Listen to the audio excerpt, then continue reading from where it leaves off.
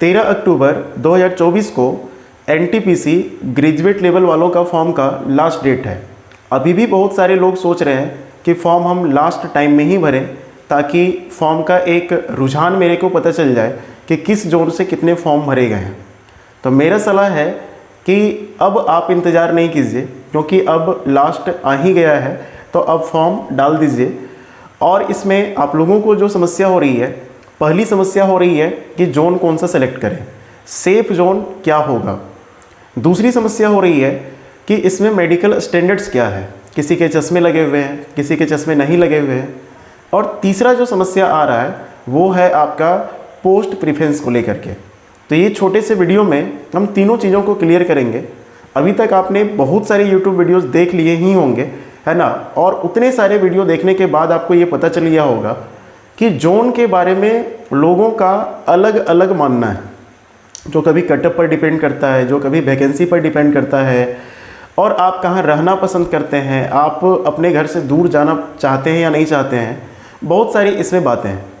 तो हम जो आज जिस आधार पर बात कर रहे हैं, सबसे पहले सेफ जोन का, वो आधार है कि आप पूरी तरीके से बेरोज़गार हैं, पढ़ाई कर रहे हैं, लेकिन आपको सख्त एक नौकरी की ज़रूरत है। अगर ऐसा सिचुएशन आप में सेट होता है तो आप दो जोन को आप दिमाग में रख करके एक सेलेक्ट करके आप भर सकते हैं। अगर आपको नॉर्थ ईस्ट इंडिया में आपको पसंद है गुवाहाटी, तो गुवाहाटी आप भरेंगे।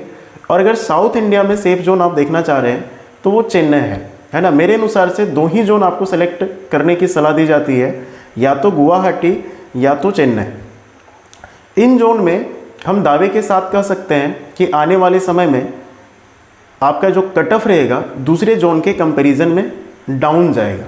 काफ़ी डाउन नहीं जाएगा, लेकिन कुछ नंबर का आपको रियायत ज़रूर मिल जाएगा। तो पहली बात आपको क्लियर पता चल गई होगी। अब आते हैं दूसरे बात पर, मेडिकल स्टैंडर्ड्स पर। मेडिकल स्टैंडर्ड्स में सबसे बेहतर जो मेडिकल स्टैंडर्ड्स है ना, वो है हमारा ए कैटेगरी का। अगर आपकी आंखें बिल्कुल स्वस्थ है, किसी प्रकार की समस्या नहीं है, तो ए कैटेगरी वाले जॉब को आप प्रीफर कर सकते हैं, जिसमें स्टेशन मास्टर और आपका गुड्स ट्रेन मैनेजर का पोस्ट है। इसके बाद सीसीटीसी में B2 स्टैंडर्ड है, जिसमें अगर आपका चश्मा लगा भी हुआ है तो आपका काम चल जाएगा, लेकिन जो पावर है वो 2 डायोप्टर तक चाहिए। उसके बाद ऐसे ही क्लरिकल जो पोस्ट है उसमें C स्टैंडर्ड है, जहाँ पर 4 डायोप्टर तक मैक्सिमम आपका पावर चल सकता है।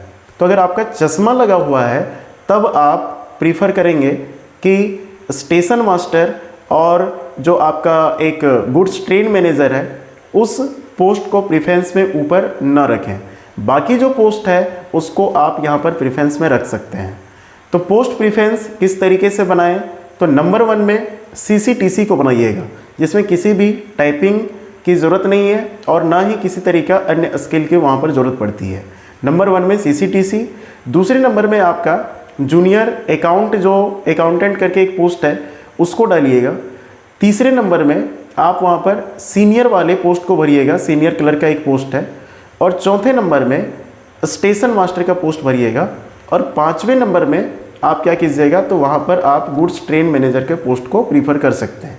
ये पोस्ट प्रेफरेंस आपको ऐसा हम बताए हैं जिसमें आपको थोड़ा काम करने में भी आसानी होगी, शरीर भी कम थकेगा, परिवार वालों को भी समय दे पाइएगा और फिर आप एंजॉय करके अपने काम को कर पाइएगा।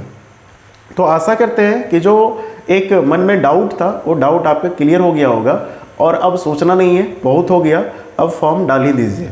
जोन याद रखिएगा, गुवाहाटी या फिर चेन्नई जोन। ठीक है, थैंक यू। मिलते हैं नेक्स्ट वीडियो में।